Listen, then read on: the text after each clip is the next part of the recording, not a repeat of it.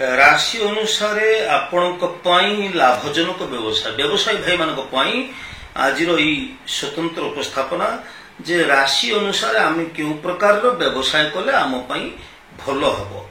दर्शक बंधु आमर जितेबले कौन व्यवसाय आम करने जाऊे आम राशि अनुसार आम से जातक को विश्लेषण करी कर्माधिपति ग्रहंकर अवस्था कर्म संस्थान ग्रह किए लग्न भाग्याधिपति लाभाधिपति ये सब ग्रह गुड़ी को आम विश्लेषण कर जन्मकुंडली एवं राशि उपर आम जी गुरुत्व न दो बेसी नक्षत्र उपर गुरुत्व दे था तेबे जाई आम सठिक भाव में गोटे निष्कर्ष पहुंची था जे यही लोकटी बा यही जातकटी जदि कौन सरकारी चाकरी बा बेसरकारी चाकरी नियोजित नहांती सी व्यवसाय करने चाहते ताले सी को प्रकार व्यवसाय करेंगे।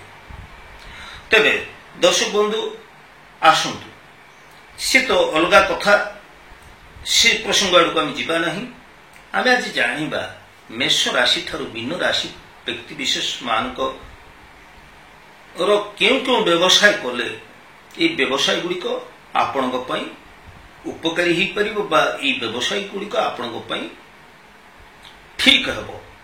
तेबे सर्वप्रथमे मेष राशि व्यक्ति विशेष आपण जदि खाद्य उद्योग होटेल एवं चूला थिबा शिल्प इटा निर्माण कृषि कृषिजात पदार्थ पशुपालन इलेक्ट्रिक आदि सामग्री जदि आपण व्यवसाय करती ताहले ये व्यवसाय आपण भल होता है। परवर्ती राशि वृष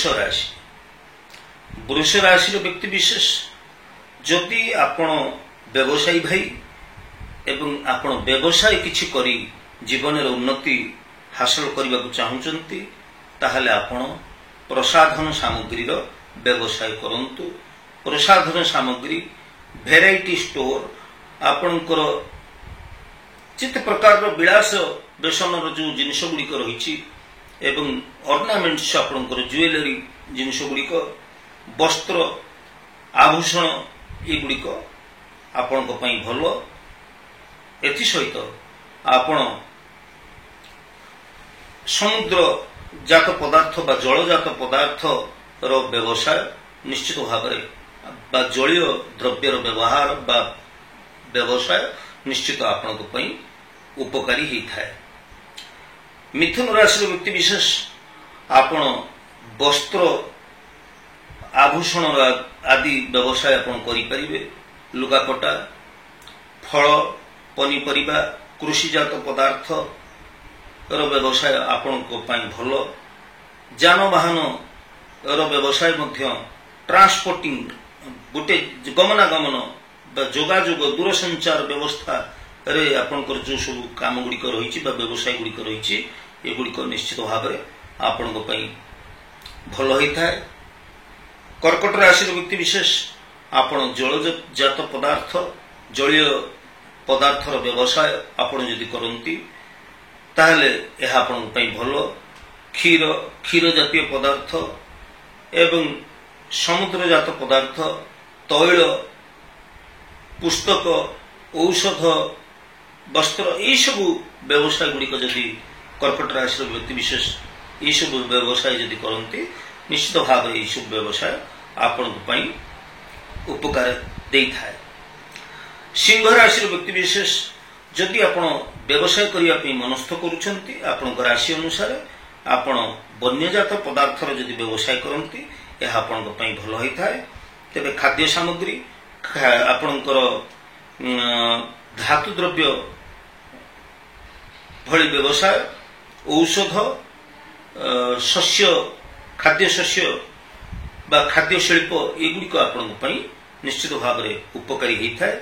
कन्या राशि व्यक्ति विशेष ଆପଣଙ୍କର ନିତ୍ୟ ବ୍ୟବହାର୍ଯ୍ୟ ପଦାର୍ଥ ଗୁଡ଼ିକର ବ୍ୟବସାୟ ଆପଣଙ୍କ ପାଇଁ ଭଲ ହୋଇଥାଏ, ଯାହା ମଣିଷମାନଙ୍କର ଦୈନନ୍ଦିନ କାର୍ଯ୍ୟରେ ଯେଉଁ ନିତ୍ୟ ବ୍ୟବହାର୍ଯ୍ୟ ପଦାର୍ଥ ଗୁଡ଼ିକ ଆସିଥାଏ ଭେରାଇଟି ଷ୍ଟୋର ଆପଣ ମଧ୍ୟ କରିପାରିବେ। ଖାଦ୍ୟ ସାମଗ୍ରୀର ଦୋକାନ ମଧ୍ୟ ଆପଣ କରିପାରିବେ। ଯୋଗାଯୋଗ, କମ୍ୟୁନିକେସନ, ଟ୍ରାନ୍ସପୋର୍ଟିଂ, ଆପଣଙ୍କର ଯାନବାହନର ବ୍ୟବସାୟ ଏବଂ ସବୁଜ ଫଳ ବା ପନିପରିବା ଆଦିର ବ୍ୟବସାୟ ମଧ୍ୟ ଆପଣଙ୍କ ପାଇଁ ଉପକାରୀ ହୋଇଥାଏ। ତୁଳା ରାଶିର ବ୍ୟକ୍ତିବିଶେଷ ଆପଣ ଯଦି ଡିଲରସିପ୍ କରୁଛନ୍ତି, ତେଜରାତି ଦୋକାନ କରୁଛନ୍ତି, ଗ୍ରୋସରୀ ଦୋକାନଟି ଯଦି ଆପଣ କରୁଛନ୍ତି, ଖାଦ୍ୟ ଉଦ୍ୟୋଗ, ହୋଟେଲ ଶିଳ୍ପ ଆଦି ଆପଣ କରୁଛନ୍ତି ଏବଂ ଆପଣ ଯଦି ତାରକସି କାମ କରୁଛନ୍ତି ବା କୌଣସି ପ୍ରକାରର ଆପଣଙ୍କର ଜୁଏଲାରୀ ଆଇଟମ୍ ଯେଉଁଗୁଡ଼ିକ ଆପଣଙ୍କର ଆର୍ଟିଫିସିଆଲ ହଉ ବା ରିଏଲ ହଉ ଆପଣଙ୍କର ଯେଉଁଗୁଡ଼ିକ ଆଭୂଷଣ ଏବଂ ଧାତୁ ସମ୍ବନ୍ଧୀୟ ବ୍ୟବସାୟ, ଲୁହା, ସୁନା, ରୂପା, କଂସା, ପିତ୍ତଳ ଏହିସବୁ ବ୍ୟବସାୟ ଗୁଡ଼ିକ ମଧ୍ୟ ଆପଣଙ୍କ ପାଇଁ ଖୁବ୍ ଭଲ ହୋଇଥାଏ। ତେବେ ବିଛା ରାଶିର ବ୍ୟକ୍ତିବିଶେଷ ଆପଣ ଜାଳେଣୀ କାଠ ସାମଗ୍ରୀ ଏବଂ ବୈଦ୍ୟୁତିକ ଉପକରଣ ଓ ବିଦ୍ୟୁତ ସାମଗ୍ରୀ ଏଗୁଡ଼ିକର ବ୍ୟବସାୟ ଆପଣଙ୍କ ପାଇଁ ଭଲ ହୋଇଥାଏ। ତା ସହିତ ଆପଣଙ୍କର ହୋଟେଲ, ଚୁଲା ଥିବା ଶିଳ୍ପ, ଆପଣଙ୍କର ବଡ଼ ବଡ଼ ଇଣ୍ଡଷ୍ଟ୍ରି ଏବଂ କୃଷି, ପଶୁପାଳନ, ଇଲେକ୍ଟ୍ରିକ ବୈଦ୍ୟୁତିକ ସାମଗ୍ରୀ ଏଗୁଡ଼ିକ ଆପଣଙ୍କ ପାଇଁ ନିଶ୍ଚିତ ଭଲ ହୋଇଥାଏ। ତେବେ ଧନୁରାଶିର ବ୍ୟକ୍ତିବିଶେଷ ଆପଣଙ୍କର ପୁସ୍ତକ, ଔଷଧ, ସ୍ୱର୍ଣ୍ଣାଦି ଆଭୂଷଣ, କାଠ ଶିଳ୍ପ, କାଠ ନିର୍ମାଣ ହେଉଥିବା ସବୁ ବିଭିନ୍ନ ପ୍ରକାର ପଦାର୍ଥ, ପୂଜା ସାମଗ୍ରୀର ଯେଉଁ ବ୍ୟବସାୟ, ପୁସ୍ତକର ବ୍ୟବସାୟ, ବହି, ଖାତା, କଲମ ଏସବୁର ବ୍ୟବସାୟ ନିଶ୍ଚିତ ଭାବରେ ଆପଣଙ୍କ ପାଇଁ ଉପକାରୀ ହୋଇଥାଏ। ମକର ରାଶିର ବ୍ୟକ୍ତିବିଶେଷ ଆପଣ ଯେଉଁଗୁଡ଼ିକ ପରିତ୍ୟକ୍ତ ବସ୍ତୁଗୁଡ଼ିକ ରହୁଛି, ଲୌହ ସାମଗ୍ରୀ ବା ପ୍ଲାଷ୍ଟିକ ଜାତ ସାମଗ୍ରୀ ଗୁଡ଼ିକର ବ୍ୟବହାର ଆପଣ ବା ବ୍ୟବସାୟ ଆପଣ କରିପାରିବେ। ଲୌହଜାତ ପଦାର୍ଥର ବ୍ୟବସାୟ ଆପଣ କରିପାରିବେ। ଖଣିଜ ପଦାର୍ଥ, କୋଇଲା, ପେଟ୍ରୋଲ, କୃଷି, ଆପଣଙ୍କର ବିଭିନ୍ନ ପ୍ରକାରର ମୂଲ୍ୟବାନ ରତ୍ନ ଗୁଡ଼ିକର ବ୍ୟବସାୟ ମଧ୍ୟ ଆପଣ କରିପାରିବେ। ଏହା ଆପଣଙ୍କ ପାଇଁ ଉପକାରୀ ହୋଇପାରିବ। ତେବେ କୁମ୍ଭ ରାଶିର ବ୍ୟକ୍ତିବିଶେଷ ଆପଣ କ୍ଷୁଦ୍ର ଶିଳ୍ପ, ହାର୍ଡୱେୟାର ଦୋକାନ, ଯାନବାହନ, ଗମନାଗମନ, ଆପଣଙ୍କର ଟ୍ରାନ୍ସପୋର୍ଟିଂ ଏସବୁ ବ୍ୟବସାୟ ଗୁଡ଼ିକ ଆପଣଙ୍କ ପାଇଁ ନିଶ୍ଚିତ ଭାବରେ ଉପକାର ଆଣି ଦେଇଥାଏ। ତେବେ ମୀନ ରାଶିର ବ୍ୟକ୍ତିବିଶେଷ ଆପଣ ପଠନ, ଲେଖନ ଯେଉଁଗୁଡ଼ିକ ପୁସ୍ତକ ସମ୍ବନ୍ଧୀୟ ବ୍ୟବସାୟ, ଆପଣଙ୍କର ପ୍ରକାଶନ ସଂସ୍ଥା, ଯୋଗାଯୋଗ ବ୍ୟବସ୍ଥା, ଗମନାଗମନ, ଟ୍ରାନ୍ସପୋର୍ଟିଂ ଲାଇନ୍ ଏବଂ ଆପଣଙ୍କର ପୂଜା ସାମଗ୍ରୀ, ବସ୍ତ୍ର, ଔଷଧ, ସ୍ୱର୍ଣ୍ଣାଦି ଧାତୁ ନିର୍ମିତ ପଦାର୍ଥର ବ୍ୟବସାୟ ଏଗୁଡ଼ିକ ନିଶ୍ଚିତ ଭାବରେ ଆପଣଙ୍କ ରାଶି ପାଇଁ ଭଲ ହୋଇଥାଏ। ତେବେ ଦର୍ଶକ ବନ୍ଧୁ, ଖୁବ୍ ସଂକ୍ଷିପ୍ତରେ ଆଜି ମୁଁ ଆଲୋଚନା କଲି ରାଶି ଅନୁସାରେ ଆପଣଙ୍କ ପାଇଁ କ'ଣ ସବୁ ଲାଭଜନକ ବ୍ୟବସାୟ ଆପଣ କରିପାରିବେ।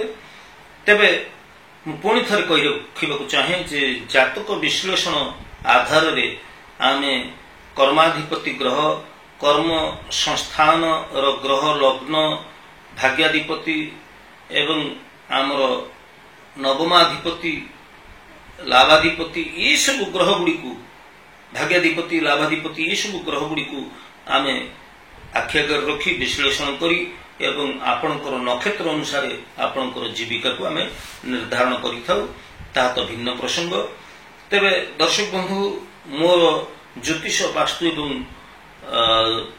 ଧର୍ମ ସମ୍ବନ୍ଧୀୟ ଏହି ଐତିହାସିକ ଚ୍ୟାନେଲରେ ଯେଉଁ ତଥ୍ୟ ଗୁଡ଼ିକ ମୁଁ ଉପଲବ୍ଧ କରୁଛି, ଯଦି ଏହା ଆପଣଙ୍କ ପାଇଁ ଉପକାରୀ ହୋଇପାରୁଛି ତାହେଲେ ନିଶ୍ଚିତ ଭାବରେ ଆପଣ ମୋର ଭିଡ଼ିଓକୁ ଲାଇକ୍ଟିଏ କରିବେ, ସବସ୍କ୍ରାଇବ୍ କରିବେ ଏବଂ ସେୟାର ମଧ୍ୟ କରିବେ।